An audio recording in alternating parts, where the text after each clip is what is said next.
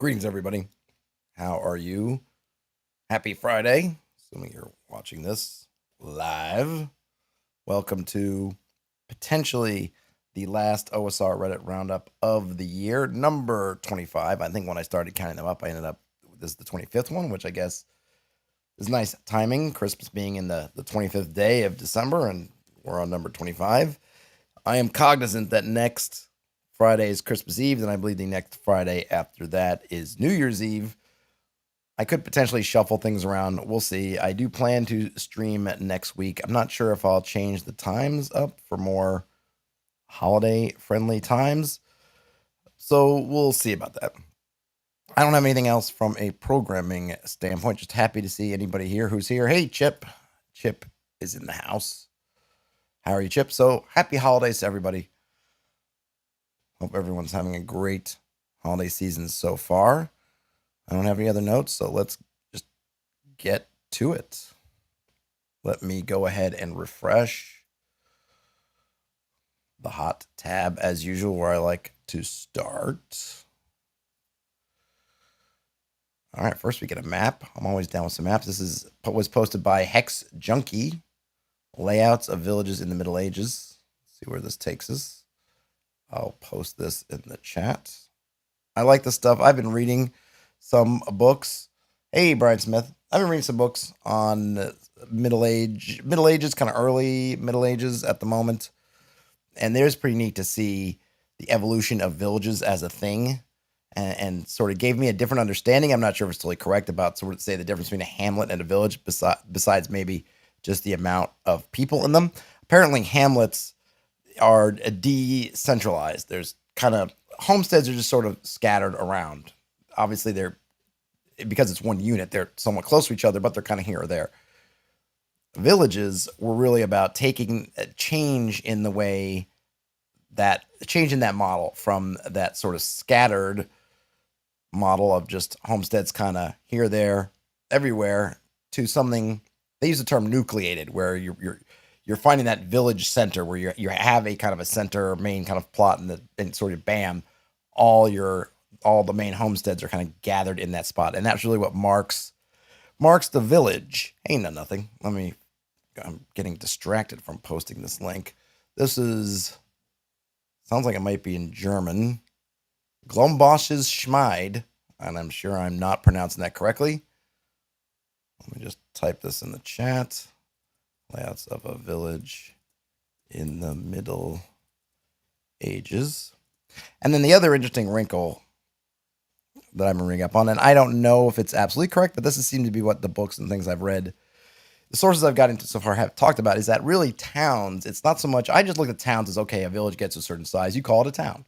That's really not it. There actually is a specific difference between a town and a village. I presume that size would enter into it. It's not simply a matter of not size factors, but the main factors, towns are about trade and manufacture. Villages are about really agricultural kind of concerns. Villages are all about feeding the local population, then taking whatever that surplus is, and then passing it up the feudal chain to the lords, or taking it to sell. But it's a village. The industry there is really about foodstuffs. You're finding, whether it's herding or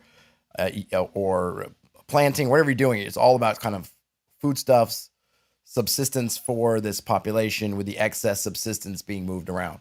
When you get to a town, they're not organized around subsistence. They're organized around trade and crafts. And that I didn't realize. And I thought that was pretty cool. And it makes me kind of rethink, just where towns are, but also in terms of, am I going to call something a town? That means it has to be more than just, okay, this is just kind of a supersized village. It also means that towns require villages to be somewhat nearby, because that's where they're getting the subsistence from. Towns are not producing food for themselves. They might produce some, but they cannot really feed their populations. It has to be trucked in from somewhere else. So where is it coming from? It's coming from those villages, and those villages have to be fairly close because people weren't traveling super far. Oh, Brian Smith. Villages are also where babies are raised. Apparently takes one. Bunch. Hey, walking the path. Nice to see everybody in here. Well, let's see what Glumbosh's Schmide, and again, I apologize in advance for my mispronunciation, has to say about it. Who is this post for? This article's for game masters of tabletop games like Dungeons and Dragons. I want to give you an idea of how a village in the post-Roman manorialism looked on a map so you can draw and describe such settlements in a way that makes sense. If your world does not know serfdom and feudalism as Western Europe had it, this information will probably not apply to your game. This article focuses on the late Middle Ages. Layouts. The Middle Ages cover a very long period ranging from about 500 to 1500 AD, depending on who you ask. Over that time span, progress was made in the realm of farming and housing during the medieval times, albeit slowly. Thus, the location and layout of times may vary based on the time period and location. Yeah, this is certainly true. The stuff I've been reading has been more around between, say, 900 to 1000, and that's when a lot of these changes are taking place from hamlets, which are decentralized, to villages that are centralized, and then so on and so forth. So it definitely did change depending on when in the medieval period you were. And it was, a gradual change. It didn't happen evenly. Some places might have held on to kind of hamlets as a format, and some might have adopted villages quickly. And of course, who knows what other places might have done, especially if we're dealing in the realm of fantasy, in which case our possibilities are endless. Chip Altman says, I think it's Schmied because IE, and you sound the second letter in a German diphthong. All right, Schmied. That would be Glumbosh's Schmied. All right. Well, so far it's a cool. I'm digging what they're talking about. So hopefully the butchery doesn't offend Mr. Glumbosh. In Europe, the dominant feature of the medieval hamlet and village were the fields surrounding it. The farmland was divided into rectangular patches because turning the plow was cumbersome. This also led fields to feature a ridge and furrow pattern, small dams building up to the left and right of the plow. How much land a farmer had varied greatly. Most farms and houses had a small garden and a small plot of land for the livestock to dwell. Often there was a shared meadow or common land that the villager's animal could use for grazing, thus the name commoner. The farmland was worked in an open field system with 3-field crop rotation. The village's fields were divided into 3 blocks: fallow land that is left unused so it can replenish nutrients, spring planting, and autumn planting. Each farmer owned part of the land in each block. See image plan of a medieval manor, which maybe we haven't gotten to yet.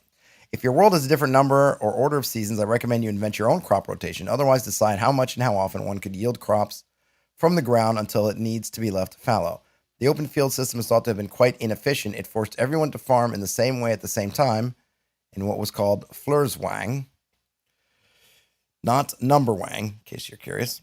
Literal translation is field constraint, which hindered innovation. Under an open field system, each farmer owns land, dividing it into small, non-adjacent patches that shrink each time the land is divided up between the sons, assuming such a system of inheritance. If your village has private ownership of land, the fields will probably be consolidated into blocks like today. And yeah, so we're looking here at this map of a village, and you can see all those strips. And what he's saying matches up with what I've been reading in terms of how there are different names for those blocks. In fact, I've been taking some notes. I can't remember what they're called. Different names for the blocks, but everyone would have kind of scattered blocks, which on the one hand made sense in terms of that you were kind of sharing. Everyone was sharing the responsibility for kind of everything. So you had, like he was saying, you've got this we're planning now, this we're letting fallow, this we're planning later. And because everybody had a stake kind of equally in all that, then everyone sort of shared the benefits and the good and the bad. Everyone kind of shared it. But yeah, it made for a mess once people start inheritance kicks in and things like that. One farmer has 3 sons. Now you're clipping that into 3, and you could have plots kind of disconnected, sort of all over the place. I could see it being sort of a good idea that you maybe could have used some better thinking ultimately, but it's fun to think about. Terrence says, German diphthong, is that the name of the green Borat singlet? Oh, but nice one, Terrence. I miss Borat. Where have you gone, Borat? We turn our lonely eyes to you. Woo, woo, woo. Okay, now we get to the estate. Just a single estate. To support a person, at least 18 acres of field is needed. Let's see. Oops. Okay, so there's a little bit of a translation problem, I'm guessing. To support a person, at least 18 acres of field is needed. Those, just a single estate. Okay, to support a single adult person, a minimum. Okay, so there's kind of repetition happening here. Maybe they tried to translate it twice, forgot to delete one. Basically, an adult person needs 18 acres of land for it to support. These acres are divided among the 3 field systems, so only 6 acres need to be tended at any given time. This can go up to 12 or more acres depending on the climate and fertility of the soil. Einzelhof settlements as their field are usually in blocks and not strips as the other types of villages, and Eiselhof or Gutshof consists of the Lord's villa and a few farmers. We're getting both kind of English and German.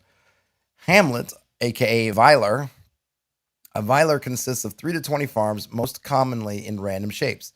They occur as planned as well as random settlements. They were more common in Western Germany. They sometimes grow into a heap village, or in German, Haufendorf. Boy, there's some great words in here. The heap village. And some nice pictures. And Bob Mosdell jumping in to tell us that 640 acres to the square mile if anyone cares. We all care, Bob. In here, we all care.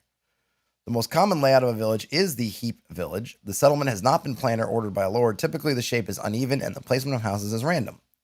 Heap village mostly occurs when a Weiler or Einzelhof grows larger. Then we have the row, Reichendorf. Wow. Great images in here and clips. Linear settlements are orderly like beads on a chain. The houses are lined up along a geographical marker like a road, dam, or river. These villages often were built by order of a landowner, the church, a lord, etc. This mostly happens between the 12th and 18th centuries in Germany. I think that the books I've been reading have been more about Britain, England, and I believe it might have happened a little bit earlier in England, at least in the parts that I'm reading. Because like I said, I think around the year 1000, these changes are already taking place. So kind of 9th, 10th century stuff, or 8th, 9th, 10th century kind of thing. Depending on the density of the settlement and whether or not houses occur on both sides of the road, the terms Rheiendorf, Zeilendorf, Strassendorf, Waldhofendorf, or Marschhofendorf may be used. Apologies for my terrible German. My mother's German. I have some German lineage, but it clearly has not translated any information on the language itself. But I do love the words. I kind of want to translate these back. I know Strasse is street. I think we got some of those other ones, but Waldhofendorf must be something to do with trees. Wald, like wood. They are all linear settlements with very similar layouts. Circular or a rundling. The rundling also belongs to the category of planned settlements. They can be found at the border of Slavic and Germanic culture. Common theory is that this setup was chosen because the structure can be defended more easily. So this is really good to know. If you want to think about settlements that might be in your borderlands or just on the edges of kingdoms or nations or some kind of civilizations that are not on good terms, perhaps thinking about having some of the settlements on either side of that borderlands or in the borderlands having that kind of rounded element for defense is kind of a cool idea. And then the Angerdorf. Do not make the Angerdorf angry. The Angerdorf is a planned settlement as well that is built around an oval center. The Angerdorf is also a plant. Okay, yeah, got that twice. This central area usually has a water source for the livestock to drink. The lake also could be used to extinguish fires quickly. Sometimes a church is seen at the village center. This style of village was built by Germanic tribes colonizing the eastern part of Germany and beyond, according to an article on Zeit.de. Includes a map of what type of village has been found. If you're interested in that article, the blog's got a link. So we get buildings, farmhouses. In Europe, most farms were in the shape of the longhouse, a single room divided into several functional areas. In the later Middle Ages, richer farmers often owning their land, could afford to erect several buildings and started to use fundaments set in stone. The walls were typically timber-framed. Wattle and daub construction was also common. Both constructions had the advantage of using less timber than other styles. They construct a frame which is then filled with straw, mud, and clay. The roof was mostly thatched because tiles were very expensive. Only in the late Middle Ages did tile come back into popular use, mostly in cities to prevent fires. And then we get a nice blueprint, which is cool. All buildings are surrounded by a fence to keep the livestock close and wildlife out, and to protect the garden from the stock. And then we got some great sources and some further reading. So very, very cool little article. I know it may seem a little bit dry, but this is the kind of stuff I eat up, especially when I'm trying to figure out how to do stuff. So thanks, Glumbosh. Let me make sure to come back here. Give that a thumbs up. Where should we go to next? This might be interesting. This is posted by Wombo Combo 7. Trouble putting my finger on what makes OSR fun. So I'm curious if they find it fun, they just can't describe why, or are they trying to figure out why everyone else thinks it's fun, or at least some people think it's fun, and they absolutely do not. So let's see what the... All right, this is a bit of a long post. Not too long, but let me take a swig of mystery liquid for the working man.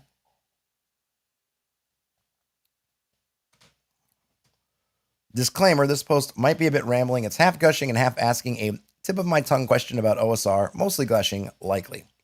I don't know if it's nostalgia. I didn't even grow up with older editions, LOL, or just being exposed to how much great tabletop role-playing content there is besides 5th edition offerings. But reading and playing OSR flavored material has lit my brain on fire. More than anything, immersing myself in the OSR principles has made me unafraid to want to make things again, like homebrew items, dungeons, mechanics, etc. You know, basically half of what makes GMing fun. The other half being your PC's immersion and reacting to their creative problem solving. OSR has stripped away the fear of creating these things and made my GM brain free again. I think the resiliency of the old systems is to thank for this. Old School Essentials / Basic Expert is elegant and effing awesome. The system isn't going to break or give you whiplash from balance issues if you tinker with it. It's clear which mechanics are tied to which, so if you just A, then you can pretty much foresee how B will react. That simplicity frees you to be creative in what you want to present to your players.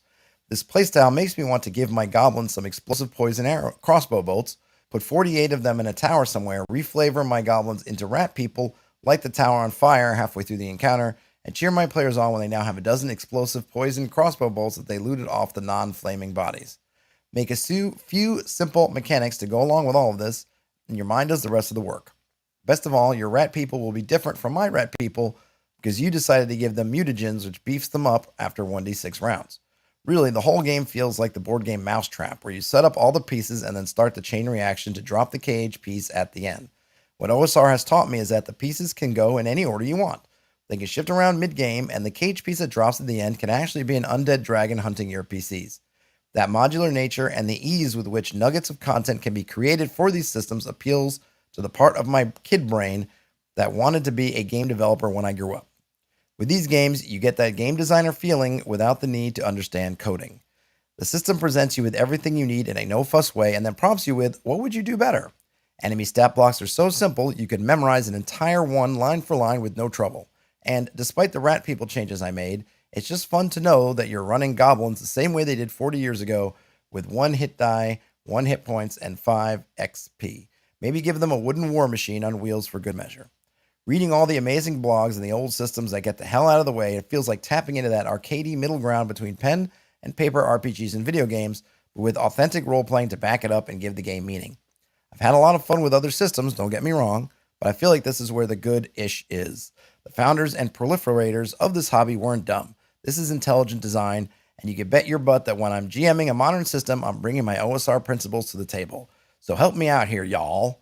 What is this emergent, modular, gonzo, warm, fuzzy feeling I'm getting? Is there a word or phrase for it, or am I just rambling? Thanks for reading. Sorry of all the rat imagery. Laughing my butt off. Oh, why, Terrence? Says rat people get the shank in prison, but they also get the free pizza when they drag it off the subway. They must have good germ protection. If you're a rat person, you can probably eat just about anything. I'm not sure what that warm feeling is. Who posted this? Where's my mouse? There you are.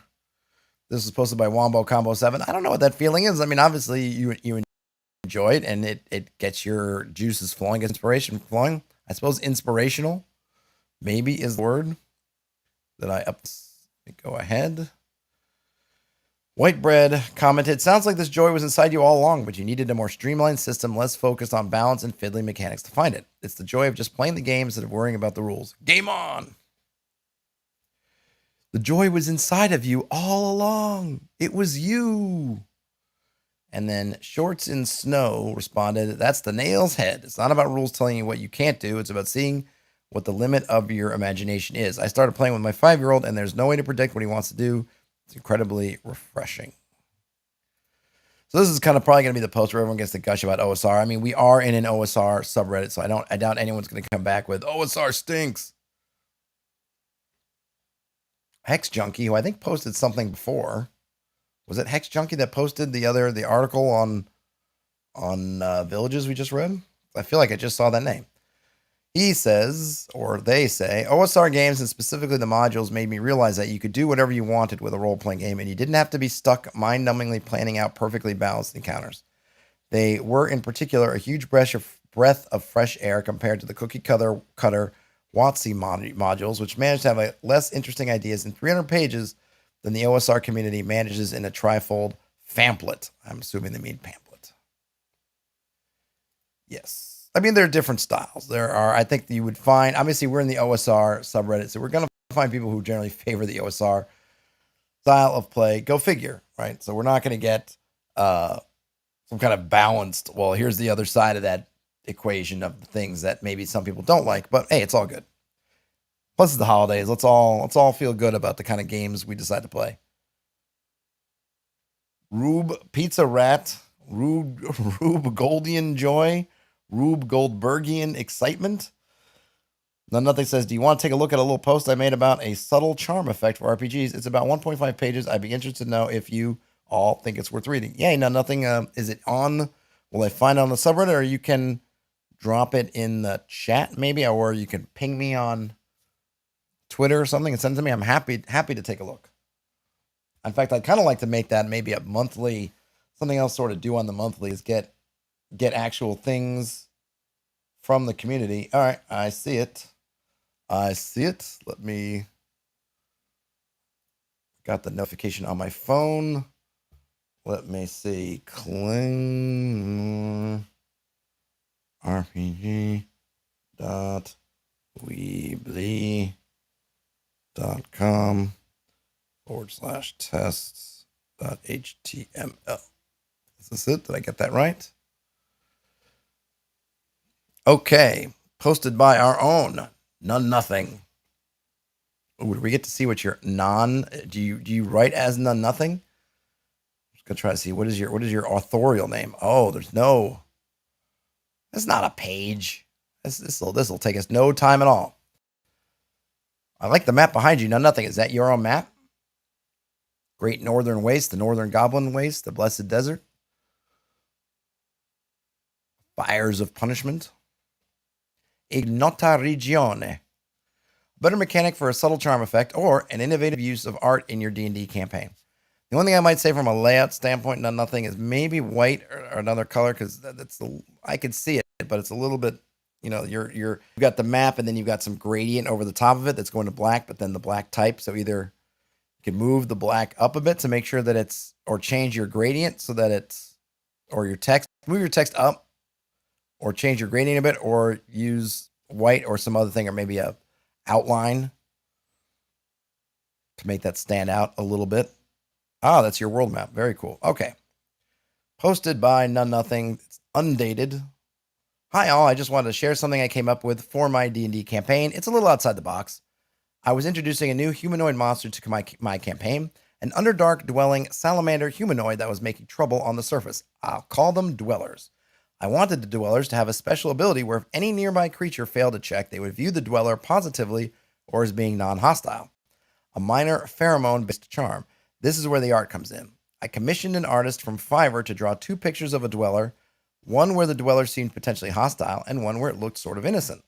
When my party first met the dwellers, I had them take their check and describe the dweller, being careful to describe them in a flat, factual manner. Then I said, I have a picture of the dweller. I'll text it to you. I sent the players that passed their check the picture on the left.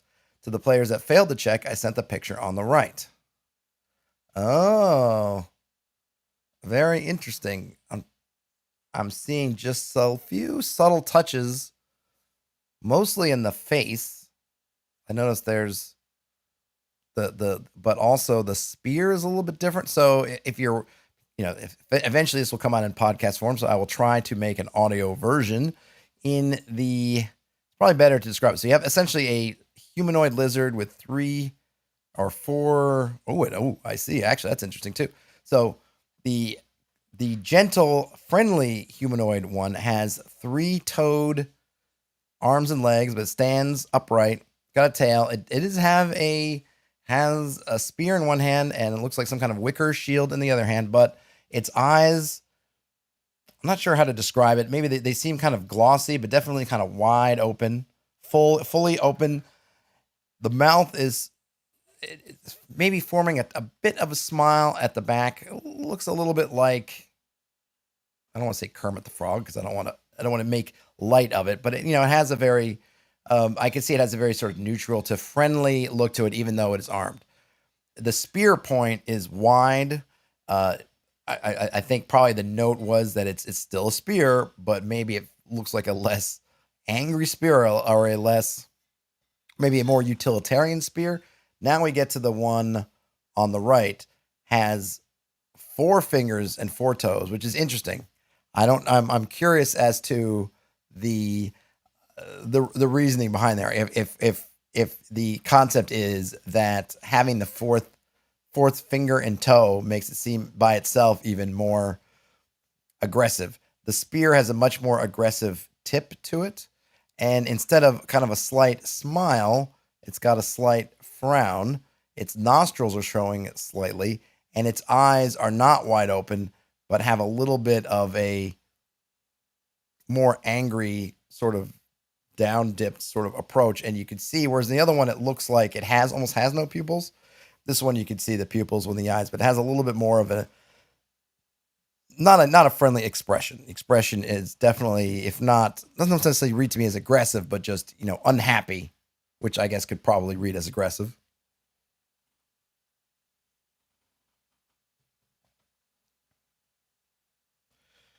We got some good comments. Brian Smith is all about the angry eyebrows. Walking the path thinks fanny packs are back, baby. Yeah, definitely. He's got his little pack. They both have the same kind of pack. That one didn't get any updates. It looks like, I'm guessing it's intentional too. Actually, has a couple of necklaces, and the more angry ones, necklaces they look more like teeth, or whatever's in the necklace has sharper points. The ones on the friendly ones seem more rounded. The only other thing I might think of that I would have thought, it might have been a note to the artist, but it was good, is I probably would have done something with the tail. I feel like the more aggressive one, its tail, think of cats and other critters when they're sort of up and more, their tail's doing something. So I might have done something a little bit different with how that tail is positioned that might indicate some kind of aggressive stance, but very cool. Oh, no, nothing says, I thought less fingers made it seem less dexterous, less able to use weapons, tools. Oh, interesting. That's very, very slight. I would definitely be curious to see if anybody picks up on that as in terms of, it's only got 3 fingers. Because I think the thing is, I see it holding stuff, so I imagine that it has spears. It probably looked like it probably fashioned them itself. Regardless of the number of fingers, it probably can use it. But that's an interesting concept. I really like the idea. I was hoping this would have a subtle subconscious effect on the players, influencing how they view the dwellers. It worked very well. All the players that got the non-hostile picture gave the dwellers the benefit of the doubt. Most of the players that got the hostile picture were immediately suspicious of them. For what I was trying to do, it is very important that the differences in the picture are very subtle.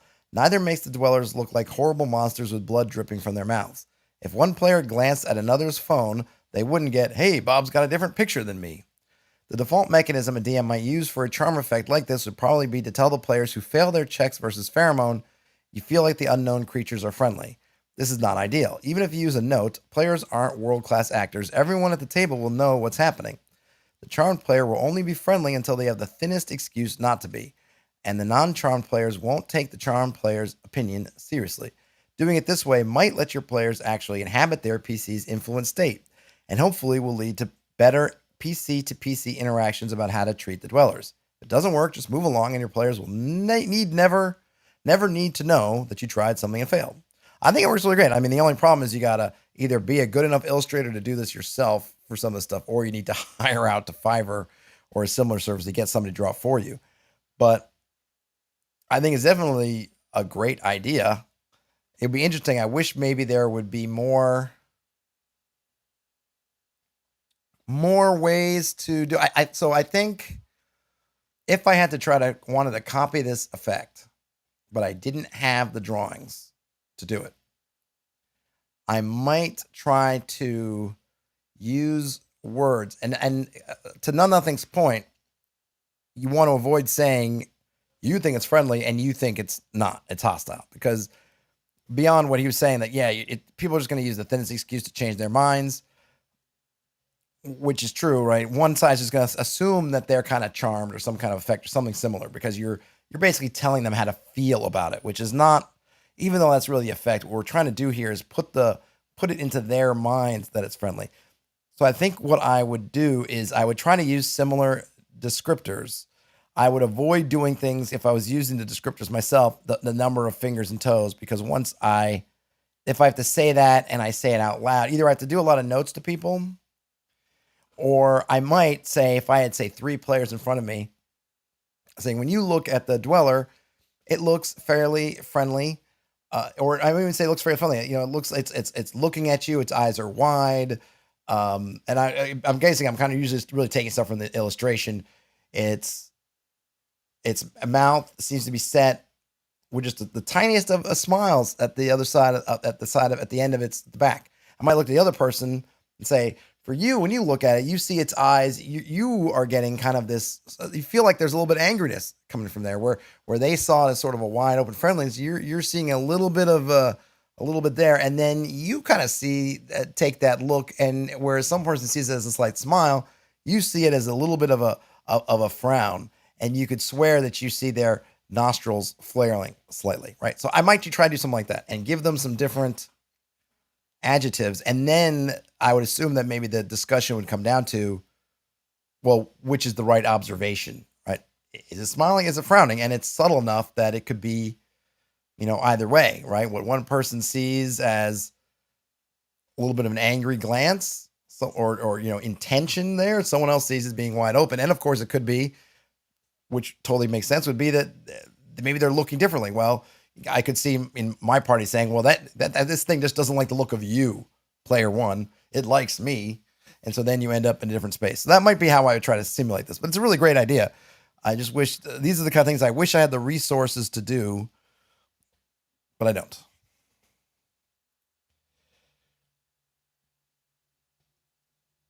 Nothing says, the good thing about the art is the players don't know you are doing anything. If you describe them, the players know they are getting different descriptions, which is true. That is true. And let's see. Brian Smith says, if you give 2 slightly different descriptions, I would assume, okay, some of them are mean or some of them are nice. Yeah. I mean, it wouldn't have the exact same effect, because you would get either as Brian Smith said, some of them are mean, some of them are nice, or some of them like me, some of them don't like you, or whatever it is. Like, this one likes me, this one doesn't like you. That one likes you, that one doesn't like me. I'm okay with that. It's not as neat and cool, but I'm okay with that, because I kind of think that if they did any kind of discussion, that's kind of how it would come across. The ones who weren't charmed, if they didn't realize they weren't charmed, would probably think along the lines like, these guys don't like me. And then the other ones who are charmed would say, what do you mean? These guys are great. And so you would probably end up reasonably thinking that, unless you determined you were charmed, that some of them like you and some of them don't, kind of thing. So I'm okay with that. I think the cleverness of Nothing's approach is great, but in absence of being able to do that, for me, it's the other thing is, or the other method gets you something reasonable. Really cool stuff. Nothing. Are you gonna? Is this a blog that you're doing a lot? Well, you got a lot of stuff here. I'll have to come back and read more what's going on. This is claymoreRPG.weebly.com. This is None Nothing's blog. Show some love to None Nothing here and check it out. Check out what else is on offer here. Cool stuff. And I mentioned this, I think, before. Oh, it's not a blog, it's just this. Well, you should turn it into a blog. You should kind of do something. Turn these things into something. Because that's a really good idea, and I'm sure you have more really good ideas. And for me, I do want to feature community stuff. Like I said, maybe I'll put together a monthly thing where folks who are come and hang out can submit stuff, and if that they want a little light shown on to, want a little attention given to, and hopefully are open to some feedback, and we can do that for a once a month kind of thing. All right, back to the OSR subreddit. Freeform Laguin style magic. I'm down with this. This was posted by Mirror Melodic. Oh, this is from Rise Up Comus blog. We've done some stuff from Rise Up Comus before. I will post. Oh, you got another one. Dragon Villain Schemes. Yeah, send me the Dragon Villain Schemes. Nothing. Sure. But let me do this. Meantime, this is called True Speaker.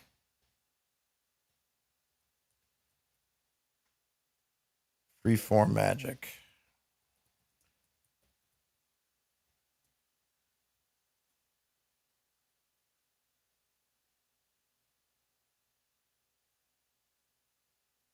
Oh, you sent it to me already? All right, Brian. Where'd you send it to me? Twitter? Where did it go?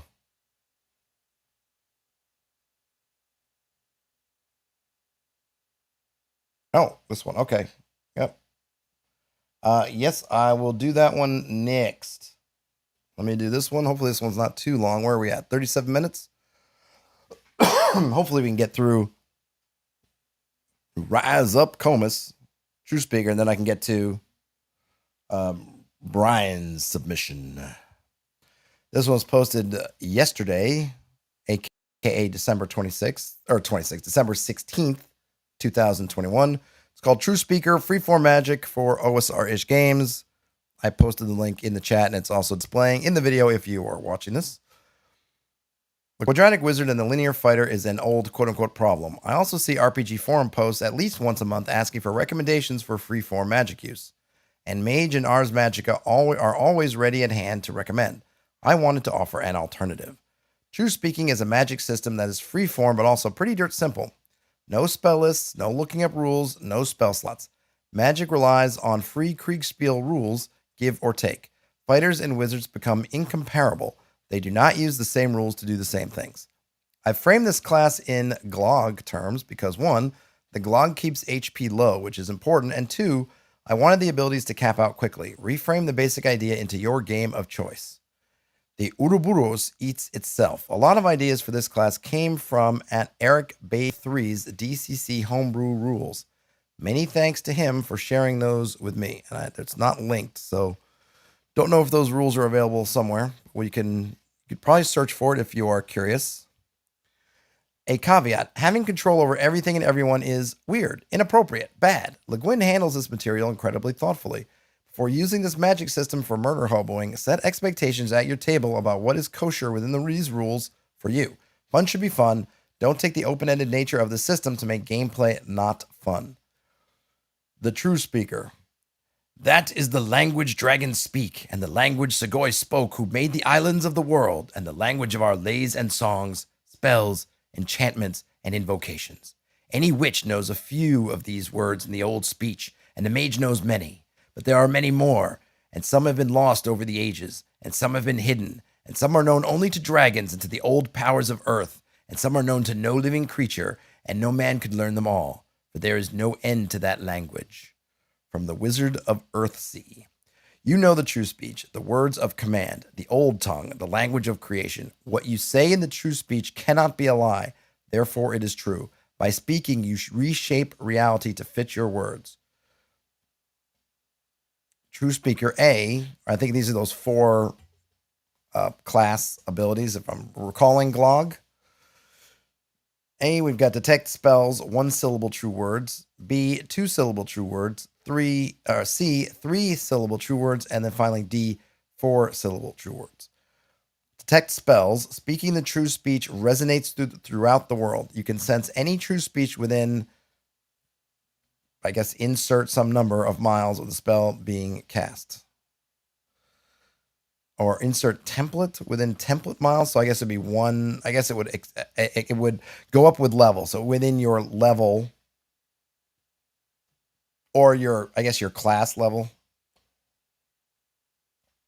So starting from 1 and going to 4. True words. You may cast true speech spells. See below. You may speak true words a number of syllables as long as templates in this class. That's got to be a better way to write that out, because that sounds clunky. But I'm guessing, again, you have the 4 quote unquote. It's not, they don't call them levels, but basically the 4 parts. And so however many levels or parts you have in this class, that's how many syllables you can speak. You may speak spells with as many true words as templates in this class, plus charisma modifier. So you add your charisma modifier, the number of words, the number of syllables is limited by your class. I'm going to call class level. Number of syllables in the words is equivalent to your class level. And then if for as many words, it's your class level plus your charisma mod. Casting spells. Sank the braggart Yukahanan deeper in his slough of torment, to his chin in mud and water, ever praying, thus beseeching, O thou ancient Wainamoinen, greatest of the old magicians, lift me from this pit of horror. From the Kalevala. A spell is a sentence in true speech. Think about the terms here. A spell is a word. That's why you enter a spelling bee. To cast something is to throw it away. To cast a spell is to throw a word.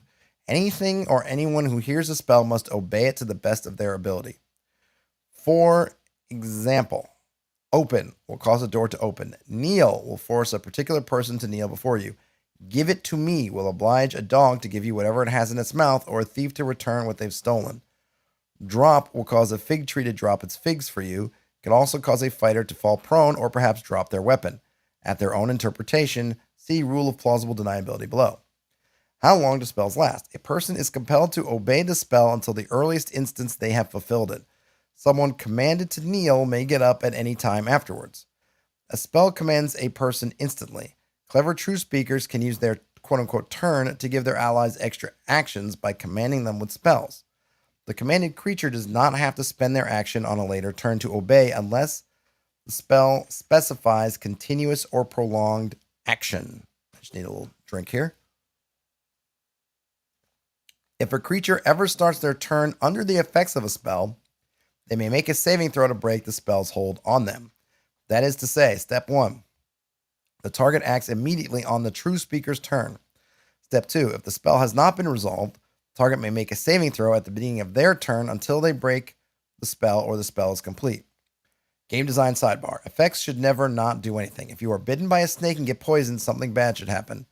Can you make a saving throw to avoid the worst of it? Sure. But if a wizard casts a spell on you, something bad should happen. Only by an act of defiance and will can you eventually shrug off an effect. How many spells can you cast? You may cast spells with as many true words as your class level plus your charisma modifier. Each true word in a spell can only be as many syllables long as your class level. For example, a true speaker A character with +2 charisma can speak a sentence 3 words long with any one word being only 1 syllable. A true speaker C character with +1 charisma can speak a sentence 4 words long with any one word being 3 syllables. A true speaker D character, 7 words long, any one word being 4 syllables. Whenever you cast a spell, you accumulate spell burn equal to the number of true words spoken in the spell. Spell burn. True speech is the tongue of dragons. Mortals are not designed to speak it. It burns their throats and saps their spirits. Each point of spell burn lowers your maximum hit points by 1. For example, if you speak a 5-word spell, your maximum hit points is lowered by 5. If spell burn would ever reduce your HP to 0 and someone administers first aid to you so you don't die, you gain a random mutation when you recover. Use your favorite random mutation table. These mutations, called brands, if you're a good little true speaker from the Isle of Roke, These are called blights, if you're an evil necromancer who knows the lore of Palm. You can bleed off spellburn by sleeping. You reduce your spellburn 1 plus charisma per night. You can also bleed off spellburn at places of magical importance, like places where ley lines cross. This requires you to perform a ritual 1 day long and reduce your spellburn by 1d6 plus charisma plus the number of templates. Plus the number of levels. So, just some number based on your class level. Let's see. The rules and limits of true speech. What it was I cannot guess, but I've never felt such a challenge. The counterspell was terrible. It nearly broke me. For an instant, the door left my control and began to open. I had to speak a word of command. That proved too great a strain. The door burst in pieces.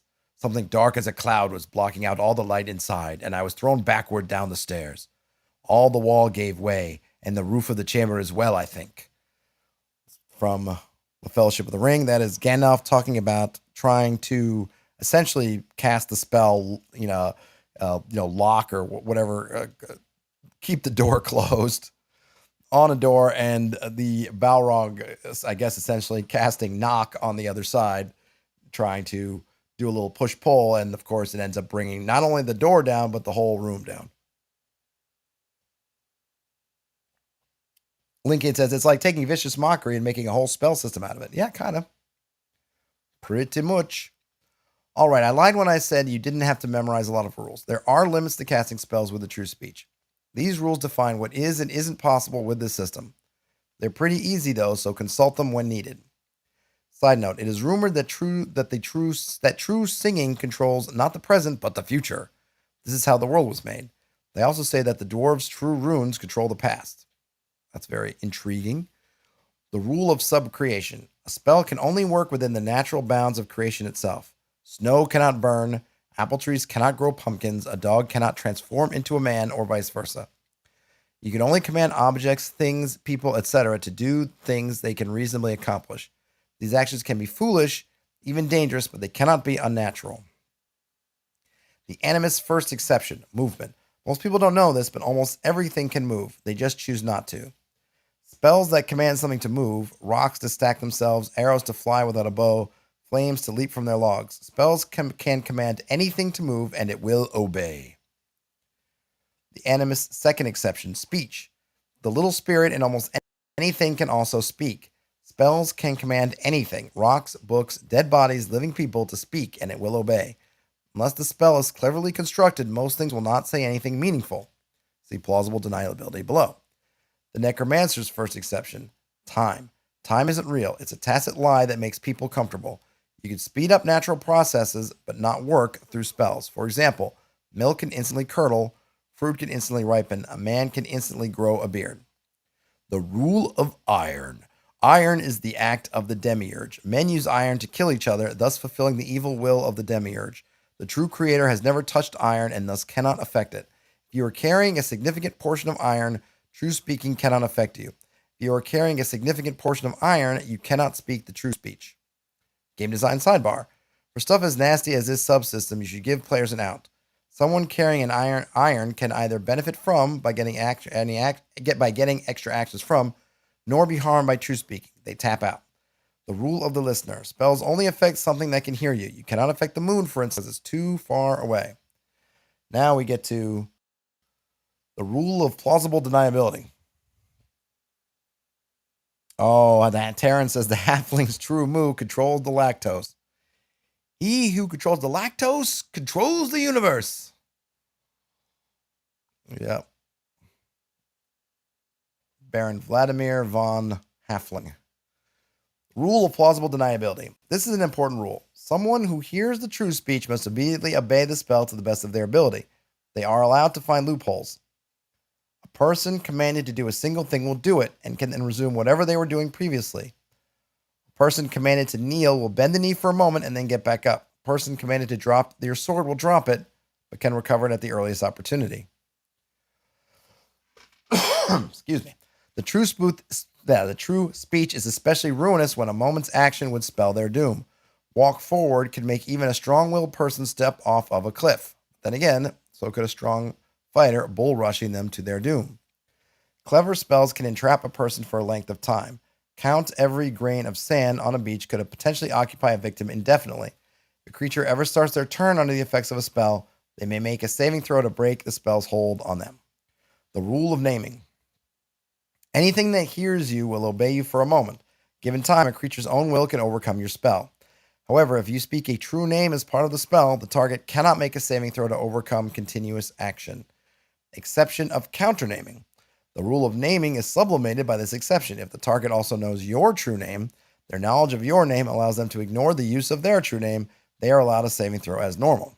So if you know what they know, and that you know that they know that you know that they know, well, you know. The rule of mortals limitation. Outside of the subcreation exceptions, time, etc., a spell cannot do much more than the true speaker could with free hands and tools. Most spells do as much damage as a normal weapon, say 1d6. This includes thrown stones, tongues of fire, or entangling thorns. Some cleverly worded spells may do more. Fire may continue burning, a collapsed bridge might drown someone, etc. The most grievous part of this limitation is the inability to affect life itself. Spells may not directly affect the life force of any creature, positively or negatively. The rule of right and left hand. Speaking the true speech can be very vague, and context is all important. A true speaker can provide context through vigorous gestures. Anything gestured to with the left hand is the commanded one. Anything gestured to with the right hand is the target of the command.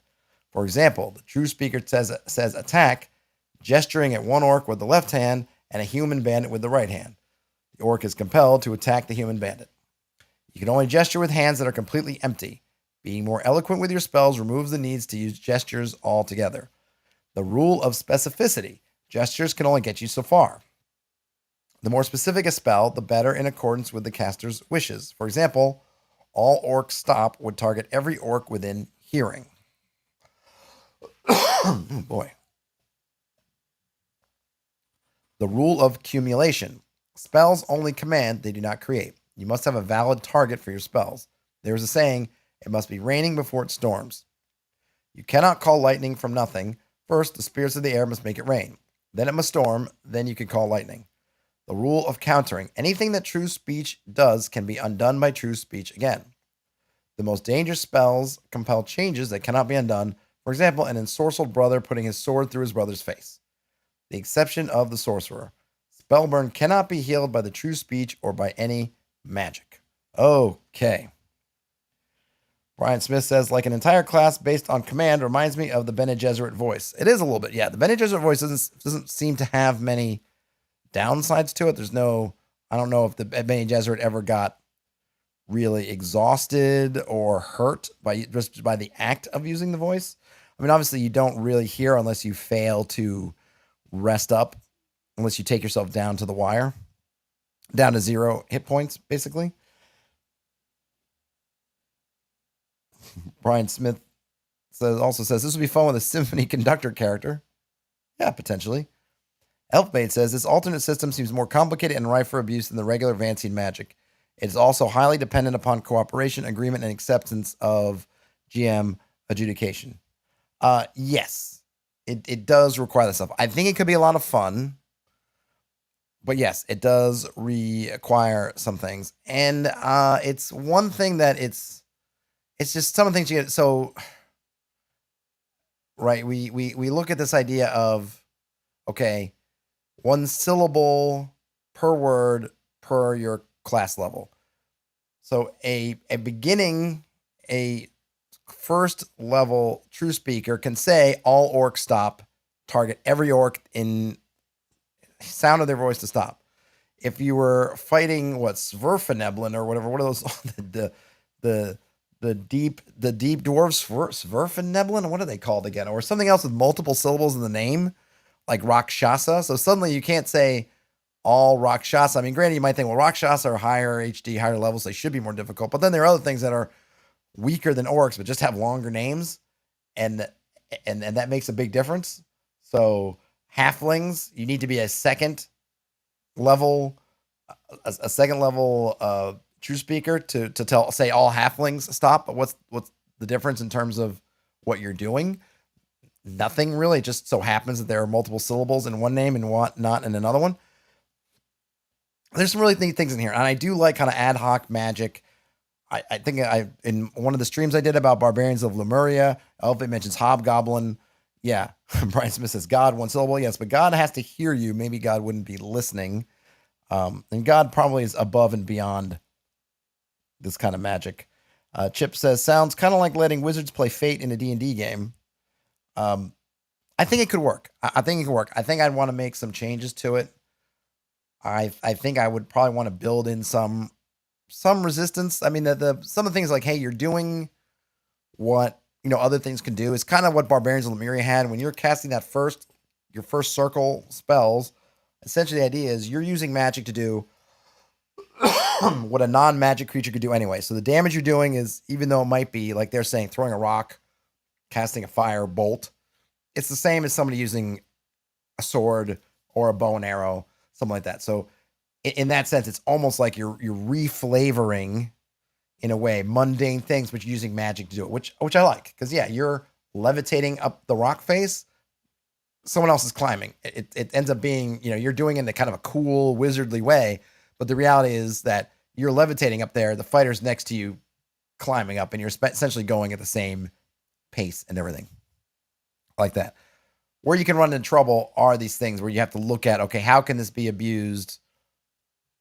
I think the one thing is someone says, I count every sand, a grain of sand on the beach. Well, every combat round, they're going to get to save. So even if you're over even just several minutes, they're going to save. Okay. I'm sorry. You're doing 10-second rounds of combat, for example. So 6 times a minute, they're going to roll dice. I don't care how bad the odds are. How long is it going to be? I mean, even if you want to go worst case scenario, it's got to be less than an hour and they're going to stop. So it's not like it's going to put them out. You're going to have somebody like they can do that forever. But you would need to want to set up with your players these things. And I like how they're trying to balance it with the word count and the syllables. And maybe just go with, hey, just for whatever reason, halflings, humans, hobgoblins, in the order of things that are more difficult to control. Orcs are easy. Elves also would be easy. Dwarf, easy. Halfling, not quite as easy. Human, not quite as easy. Hobgoblin, even more difficult. Centipede, you get some weird kind of exceptions in there you want to figure out. But it's a really cool concept. Okay, now, where are we? 57 minutes. I'm going to go a little bit over time. Hope you don't mind, so that I can look at this. I'm just going to go to Twitter. That's easiest to get there. Got some notifications, but I don't care. Brian Smith. From our own Brian Smith. Young Black Dragon Schemes. We've got the villain is a young black dragon. The lair, a cursed crop of rock in a rotten marsh, a sunken marble ruin, a brooding stony fort, a place of sorrow and tragedy. I take it those are ors. It could be one or the other, or the other, or the other. Cursed crop of rock in a rotten marsh is just a very visual image, which I like. A brooding stony fort is also nice. Region of influence, marshy swamp, coastal floodplains, the shadow of the mountain. Its goal is to ambush and kill, befoul the environment, use zealous minions to sow fear. So I wonder on the goal if it could be something else. So I'm just going to comment as I go. I wonder if you could give it a bigger goal. So I wanted the goal. So you think about, okay, these are the actions it's taking. What is it doing on its day-to-day basis? It's setting up ambushes and killing.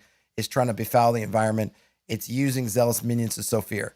I'd like these as kind of methodology, but what I'd like from the goal is, what is it doing? Like, it's doing all of these things to do what? Right? What is its real end game? Okay, you've befouled the environment. Therefore, for you, that expands your territory. Great. And then at the end of the day, expanding your territory, you want to become king of the world and then have it all be befouled and do that. You think about, to use the ye old evil occultists, they're doing all these things. So at the end of the day, their grand goal is opening the portal to whomever, or having enough worship or fear or whatever of this demon to bring them back into the plane or whatever it is, right? They have some kind of end goal. So for this dragon, like what do you consider? What are black dragons trying to do? These are all kind of methods, but what's behind the methods? What's the madness behind the methods? Alligator or crocodile is harder than dragon. Yep, going back to the magic. Yep, you get some weird things with that. Resources: evil amphibian tribes or maniacal kobolds, and a cursed lair. I like evil amphibian tribes. I mean, not that there's anything wrong with kobolds, but evil amphibian tribes is nice. In between party sessions, the black dragon may choose one of the schemes listed below to pursue. 1. A cursed spawn. The dragon carried eggs into its new lair after murdering the former occupants. It now stalks the flooded halls until its brood hatches. 1 does hatch and immediately kills the nearest 10 kobolds, assuming it has kobolds. What if it has amphibian? Does it just kill? You might want to say just kill minions. That way you don't end up in that spot. I mean, these comments are basically if somebody else was going to use this. If you're going to hand it to somebody else to use, the thing is I would say, hey, kills the nearest, or maybe even say nearest, just kills 10 minions, because who cares if they're near or far in terms of this action? It doesn't matter. They're just going to kill 10 of the minions. And then you're going to add to I suppose the faction, if you will, 1 black dragon wormling, and you subtract 10 minions. The party may encounter the wormling as it ventures out from the lair. The lair is now riddled with acidic puddles and birthing pools. I like that. So I like this because it shows things are changing. I don't know. Changes are being made as we speak. So I don't know if this is this a scheme though? This feels like more of an event. Things have happened. It's gotten a lair, and now it's hatched a brood. And this is the result of that hatching the brood. I might say that the scheme is it's trying to find a lair, right? So maybe I would separate out schemes and events. Scheme is find a lair. And I'm going to kind of break this one down, and you can obviously ignore, do whatever you want.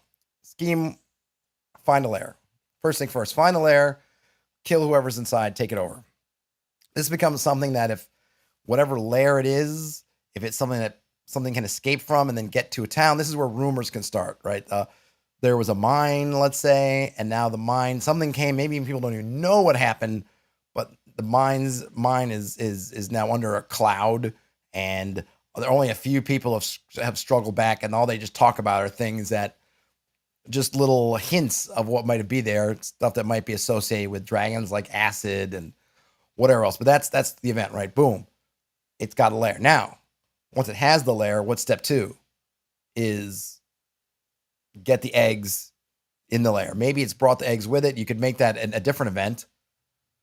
Dragon is seen flying or something else. I don't know if there's any traces of eggs, but then the second event, or the second say, maybe the sub scheme, or if they get able to get the first scheme, which is get the lair. Second scheme is dragon, right? Bring the egg. Maybe the second scheme would bring the eggs to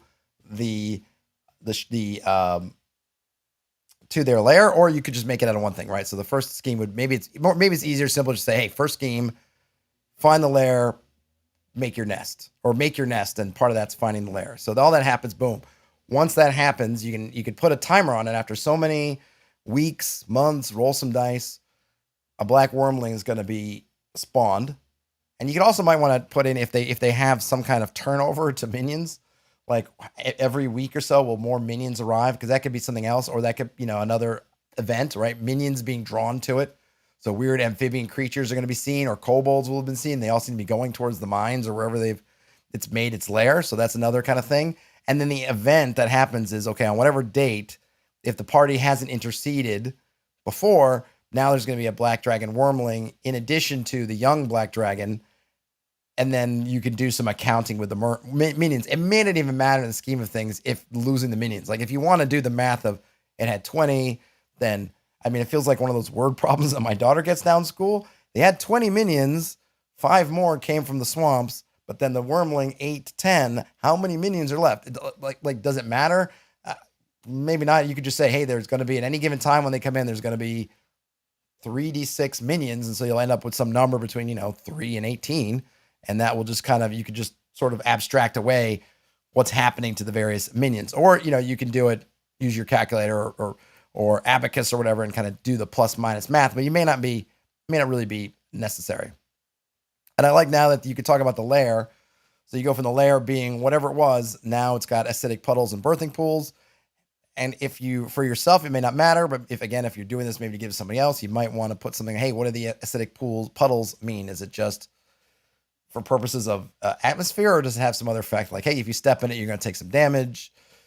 There's clouds of like acidic kind of mist in the air or whatever, fog. You could have add some things in there. Okay. Now the next scheme, terrorize humanity. The dragon is preying upon a remote settlement consistently. The people there are desperate for help, and word spreads, drawing the dragon's true target, foolish adventurers. Towns in the region are paranoid and deal with constant kobold raids on their supplies. It might not be kobolds, unless you mean it to be kobolds, but maybe you might want to put just raids or minions, or maybe the dragon sends out its minions. Food is limited. People are under siege constantly. Low number of items available. Increased chance of discovering kobold traps using vicious acid to cause agonizing death. They might not be kobolds, so just keep that in mind. Let's see what else we have. Diseased corpses might be thrown into town by the minions or the dragon itself, spreading pestilence and fear. I like it. I mean, the only thing I might do is I might just, and I probably don't have to reiterate, but I will, right? If you were going to write this up for other people to play outside your game, I might say something like, hey, pick a town. The dragon starts to target the town or target the region. Or, maybe you want another scheme in there, because if you're thinking about it, if you're going to be terrorizing towns and villages, 10 kobolds or 10 minions, that's not enough. That's just not, right? I mean, obviously the dragon's going to come and scare everybody to pieces. Fine. 10 kobolds? I don't think that's going to cut it. I don't know how many people are in the village, but kobolds don't have a ton of hit points. Depending on how used to fantastic creatures people are of kobolds, that's a tough ask for 10 kobolds to start taking down all these towns and villages. Instead, you might want to have an intervening scheme, which is draw followers to you. It's found the lair. It's given birth. Maybe, and it's never really been explained, or maybe someone's explained, I've never seen it. Depending on your edition, depending on what your kobolds are like, whatever minions, this idea they have they worship dragons and whatnot, which is fine. It's never spelled out how they how do kobolds find dragons, or how do whoever these people find each other. So maybe there's something where the dragon puts out a call, puts out something that is drawing all these forces to it. And so again, you have this kind of the scheme that takes place over a number of days or weeks that's happening. Rumors can spread. Hey, Sahagwin or some other kind of amphibious folk are seemingly coming out of parts unknown, and they're moving up the rivers, and they're doing all this stuff. They seem to be going towards, I'm just going to keep using the mine as an example, and then that can happen for some length of time until some kind of magic number is reached, at which point the dragon feels confident that they have enough forces to start taking out these settlements. So it's something else that the players could try to deal with. They could try to stop this scheme, or at least slow it down by stopping these forces from reaching the mines. Maybe they're able to interrogate by hook or by crook some of these people to find out, some of these creatures find out what's going on. And then, okay, do they keep going? Do they pursue? What do they do? And so that's kind of one thing. And then once they've reached that number, hey, I've got 100 or whatever it is, then I can send some number out. Now I can send 30 or 40 out. More maybe are still coming in. That can be an ongoing kind of thing. Hey, if nobody's stopping them, every week we can roll some dice and see how many are coming. Now the towns are being hit. And then again, we get rumors being spread if this town's being burned, or this town's now severely in the throes of famine because this stuff's happening. Adventurers, come on. Help me. Oh, Terrence's Mind Dragon schemes are all pyramid. Absolutely. $10,000 pyramids, Terrence. Chip Allman says, envisioning these kobolds painting themselves black. the black kobolds. And then Brian says maybe there should just be a general increase of followers for every session. The party doesn't interfere, just increasing a die size or something. Yeah, you could do it a lot of different ways. I probably would just abstract it out and say, and maybe just either increasing a die or adding a die. Hey, if you haven't done anything to stop it, then, you know, you're getting 2d6, then 3d6, then 4d6, then 5d6 or 66. Especially if you're playing online digitally, you can make as absurdly large numbers of dice as you want because you just got to throw it in a dice roller and you can just get a nice, easy number out of it. Or yeah, you could increase die sizes. Or you could do both. 1d6, 2d6, 3d6. Then you get, 1d20, 2d20, 3d20 up to some number. And then you could do 1d100, 2d100, whatever, right? But once it reaches a certain number, you just want to say, okay, once you get to this number, it's going to feel confident. Maybe it can at that point send out multiple raiding parties at once or whatever. Like when it reaches multiples of 30, that's kind of its magic number, and it's going to send out 30 of those minions out to do something. Chip Altman also thought more dice or bigger dice. Yep. Rolling dice is always more fun than doing math. Absolutely. And it's just faster, easier, and it's a little bit more fun. The randomness is kind of cool. You get that giant jump in numbers all of a sudden. You're like, whoa, now it's suddenly got an army. Or when it could really use those reinforcements, maybe the players are finally closing in. And thinking, ooh, how many minions came this week? And, you get 4. It's like, well, the dragon is El Screwed. Grisly Raid. A desperate merchant or brazen travelers found themselves traveling through the cursed terrain at night. After a horrific ambush, the corpses are left on the road and the dragon's horde grows larger. The dragon's modest horde will now contain a couple of magic items pilfered from the raid, increased chance of running into traps on the scene to injure any who come inspect/help. Again, rumors will spread. Yep, I like this one. This is a good one. It's kind of a scene. It's a nice scene. It's almost another sort of event. Something else you're drawing. Rumors abounding. If you were going to do this and have some kind of hex element, or you were going to track it, you might want to put what this influence is. I like the idea of talking about the cursed terrain. But you might want to think about, well, how does this terrain spread? Which again can go into the number of kobolds or whatever minions they have. Maybe when they have one hex, which is where its lair is, you're capped at some number. As it grows, as these things are doing, as it's doing these schemes, it's growing that land outwards. And so now it's if a village falls into that area, what happens when a village ends up falling into cursed terrain? Excuse me. Like all this stuff happens, you can kind of show its power base spreading. And that can be another way of measuring the die size or the number of dice it have. Hey, 1 hex, 1d6 per week. 2 hexes, 2d6 per week, so on and so forth, or wherever you want to figure that out. Oh, Terrence. Got another going. Creature, gibbering, and kobold. Have you ever thought about making some extra gold pieces by selling Herbalife? Oof. That is truly, truly terrifying.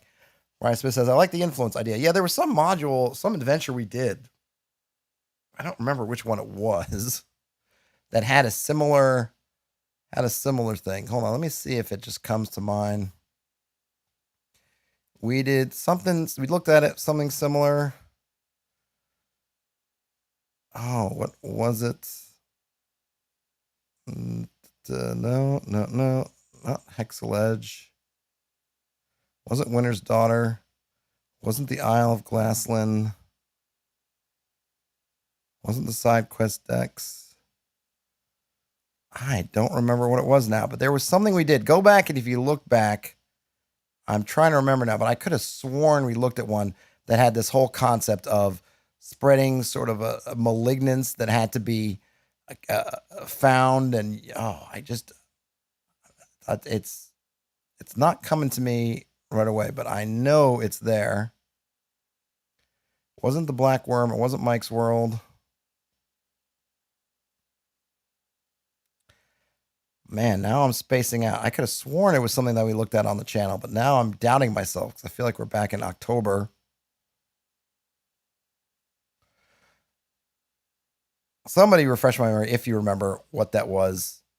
It was, I can't remember if it was a full. a full thing or not, but I almost swear we looked at it. Another thing that says, I like the mechanization of the bad guy's actions each time period. More mechanization will be even better. Yeah, mechanizing stuff is good. You can always ignore it if you want to, but having it gives you just tools that you can use. Brian Smith says, I got to go searching for some mechanics to yank out of another system.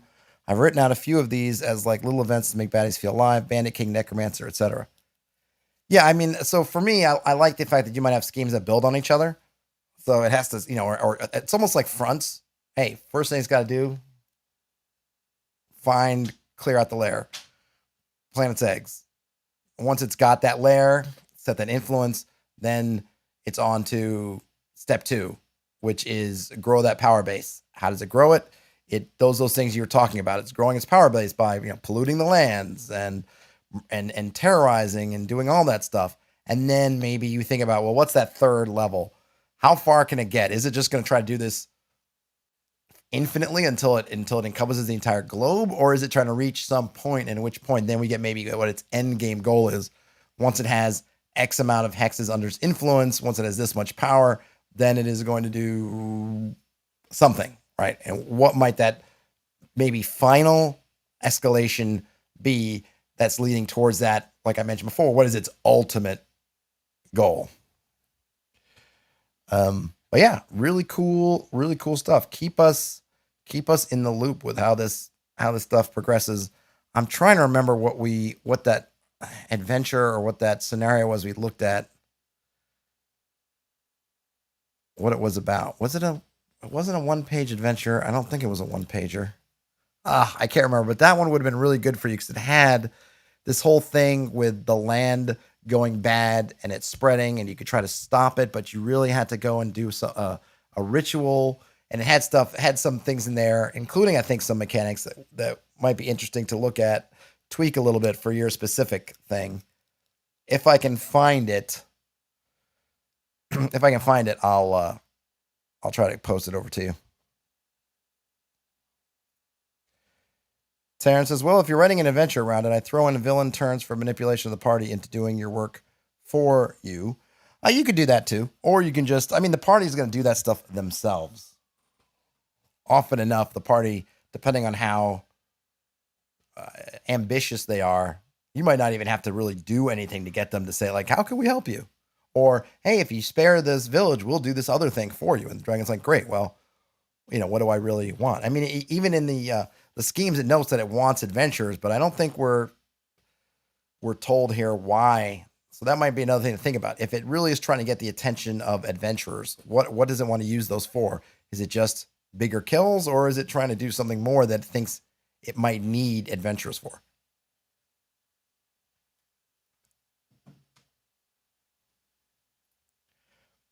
Elfblade says, I've always thought of dragons as the ultimate isolationists. They will exert their power only as far as they feel they need until they feel secure in their borders. I don't think that's a bad thought process for dragons. I think it's going to depend a lot on the dragons and your conception of dragons. Are they out trying to raise hordes of treasure? At what point do they get enough of a hoard that they don't feel like they want anymore? And then they might just want to secure it and sleep on it for 1,000 years. It might be interesting to think about what is the relationship between dragons and hordes, and maybe different dragons hoard different things. Maybe black dragons aren't interested in gold. Maybe they're interested in something else. Maybe that's why they're doing this expansion to get something. Maybe it is about land. Maybe it's having so much swamp around them, so much death or whatever. So it might be worth thinking about. Why are they doing all this stuff? Is it just somewhere to hide their gold? Or do they care about something else? And then, how far do they need to go to do that? And then, what do they do? What do they do from there? All right, so it says, awesome. Thanks for all the feedback. Got my brain rolling again. Great. So they made Red Dragon schemes all treasure based. Awesome. Also says, ooh, yes. What is their preferred horde items? Yep, that makes sense. Awesome. All right, folks. We went a little bit over, but I think it was all very worthwhile. Thanks, Nothing, and Brian for sharing your work. Folks, if you're in here and you would like some feedback and just would like us to talk about your work and maybe shine a bigger spotlight on it, depending on if you care, whether what you're doing, but whatever, you just want the community to get some eyeballs on it, shoot it over to me. If I can get enough of them, I'm happy to do a whole stream and just go on about them, talk about them. work on them, help you workshop them, whatever. Well, YouTube doesn't have a way of like email me or anything like that. But if you do Twitter, you can shoot me a link or something on Hexed. I'm at Hexed Pressman. I just popped it on the thing, so we can do that. Let's see. Terrence says Black Dragon hoard coal so they can lay on top of it till it gets crushed into diamonds. Oh, that's a sneaky idea. That's a long game. Right? They're really playing the long game on that one. All right, folks. If I don't, I'm going to be streaming next week. But if you're someone who only comes in for these OSR roundups, this might be the last one of the year. So for you folks, I will say happy holidays, happy New Year. Everyone else, I'll see you round the bend. And have a great day, night, whenever you're watching or listening to this. Peace out, game on, and I'll talk to you